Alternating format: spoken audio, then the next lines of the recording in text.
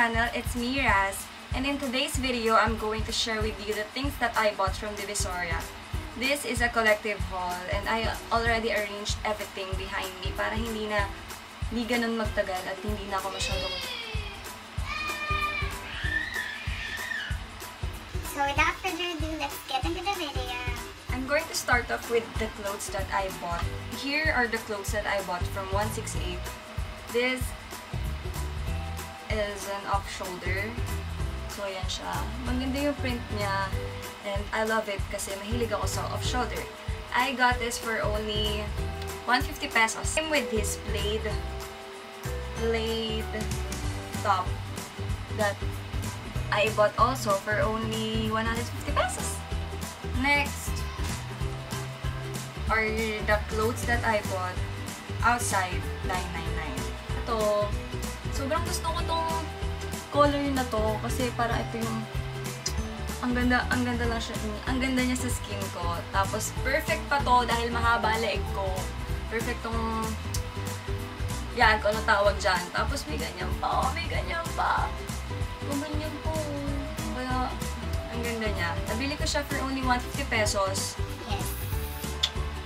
I love it! Itong mga damit na to, napamili ko rin dun sa kahilera nung nabili kong something na ganun dito sa leg ko. And ito, nabili ko to parehas for only 150 pesos. Ito, kaya ko to binili kasi ang ganda lang ng kulay niya. Tapos wala pa kasi yung mga ganitong color, parang mga pastel colors. So, binili ko na siya. Next is this white top na may ganyan dyan, may ganyan ganap. Nabili ko rin siya for only 150 pesos. Next are the items that I bought sa 999 second floor. Doon kasi maraming mga overruns. So, yung mga pants doon nasa 350 lang, tapos mga Bershka na pants, tapos yung mga shorts niya, mga 150 lang, mga Forever 21, mga cotton. First is this skirt na nabili ko for only 80 pesos. For only 80 pesos. Cheap! Next is this high-waist maroon shorts na nabili ko for only 150. Hindi ko pa siya nasusuot kasi napansin ko nung sinuot ko siya, nakabakat ang aking inner, kaya ang awkward, kaya hindi ko siya sinusuot. Next is this skirt, pencil skirt, denim pencil skirt that I bought for only 150 pesos. Nalista ko ata ako saan ko siya nabili, so ilalagay ko na lang sa description box kung saang store ko siya nabili. From Cotton On siya. Ayan. Basta yan, ayaw niya mag-focus, pero from Cotton On siya. Now, let's go to the makeup and the makeup tools na nabili ko sa Divisoria. Itong items na ipapakita ko sa inyo, hindi ko siya sa Divisoria binili. Sa Divisoria siya, pero sa Chinatown ko siya binili. So, let's start with this lip liners that I bought for only 100 pesos. May 12 lip liners na siya. So, very cheap. Next are these Philip brushes. Nabili ko siya for only 300 pesos. And nagamit ko na yung isa. And I'm definitely amazed kasi sobrang lambot niya. Hindi siya, yung quality niya hindi ganun parang tusok-tusok, hindi ganun. Basta sobrang lambot niya. And gusto ko yung color niya kasi tingnan yung pink. Tapos ilan pa siya? 10 pieces siya. So, imagine, 30 pesos for each brush. So, sobrang cheap niya lang talaga. Next item is this contour and blush kit na nabili ko for only 50 pesos. Doon din sa same store na pinagbilhan ko noon. And, na-try ko na siya before. Parang, tinry ko lang siya kung okay siya. And, eto, masasuggest ko to. Good for contour. Pero itong dalawang blush, I don't know, hindi ko na siya trip. Kasi ito masyado siyang glittery. Hindi siya nag-highlight, I don't know, hindi ko alam. Ito namang papakita ko sa inyo yung nabili ko sa 698. So, I'm going to start with these eyelashes. na nabili ko for only 45 pesos. And the good thing about that store, may mga nakalagay na prices sa items nila. Kaya okay siya. Hindi ka talaga pwedeng tumawad. Eto, bumili ako nito kasi wala... Yung mga nabibili ko kasi lagi na eyelashes, parang pang makakapal. And gusto ko para natural look naman yung nabili ko. So, ito yung nabili ko. Ayan siya! Na-try ko na pala yung isa. Try ko siya and I'm still loving it. It's so pretty! Lasting Shine Eyeliner from NYX na nabili ko for only 60 pesos. Next is this ColourPop Liquid Lipstick in the shade Trap na nabili ko for only 49 pesos. Yes. Makikita nyo doon as in yung mga makeup and lipsticks na binibenta doon, na binibenta sa mga boutique, sa mga... So, 168 sa 999 is parang kalahati ng presyo dun. And suot ko siya ngayon actually. Next is this Meet Matte Trimony Matte Eyeshadow na nabili ko for only 79 pesos. Okay, let's see. Pakita ko sa inyo.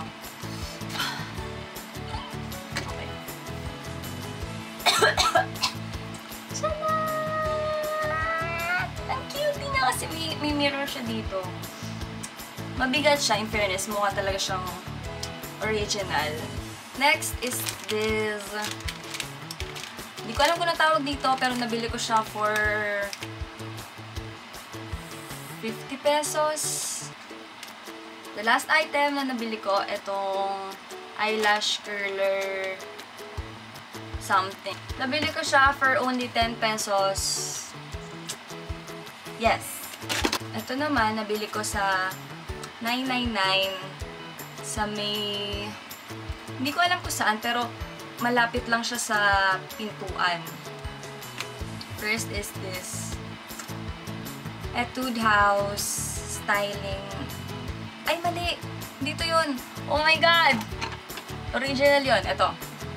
Itong Etude House Drawing Eyebrow na nabili ko for only 80 pesos. Originally, 100 pesos siya binibenta, pero tumawad ako kasi bumili ako nitong Anastasia Beverly Hills Brow Pomade in chocolate.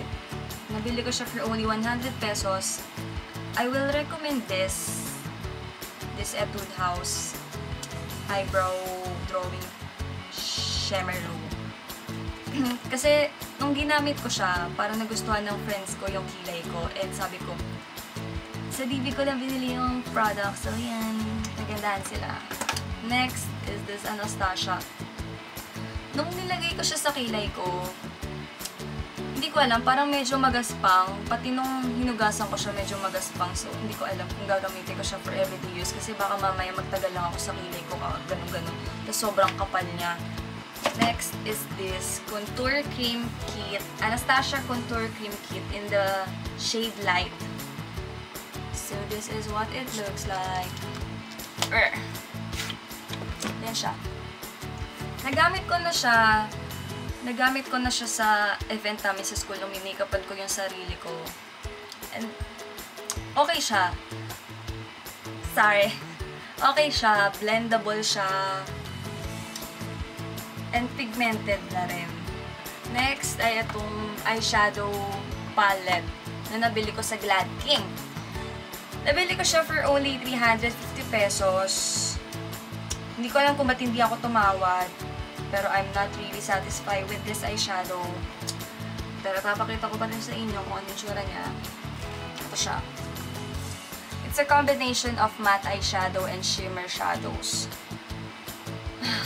Na-disappoint ako kasi hindi siya ganun ka-pigmented. Pero kung gagamit ka ng eye primer, siguro magpa-pop up yung mga colors. Pero mahirap pa rin talaga siyang i-blend. Kaya, I'm very disappointed. Nasayang yung 350 pesos ko. Next is this Etude House lipstick that I bought for only 50 pesos sa 168. Yun. Pakita ko yung sa inyo yung swatch. O, diba? Maganda siya. Kaya nga lang, chalky. Next is this MAC Kabuki brush na nabili ko for 150 pesos. So, 160. Next is this cute little brush that I bought for only 75 pesos. And guess what? May mirror siya sa likod! Hindi ko alam. Ang cute lang kasi rainbow siya. Tapos violet. Tapos matte pa yung ganito niya. Tapos may mirror pa sa likod. Tapos perfect pa siya sa kulot ng hair.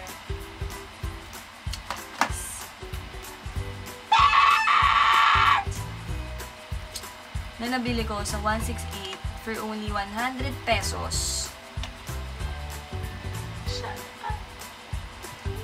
Hopefully, nag-enjoy kayo sa video na to. Kung may katanungan kayo na hindi ko nasabi sa kadaldalan kong yon, just leave your questions on the comment section down below. And don't forget to subscribe to my channel kasi nag-start pa lang ako and marami ako i-upload in the next 2 weeks. So, why not subscribe? That's it. Bye!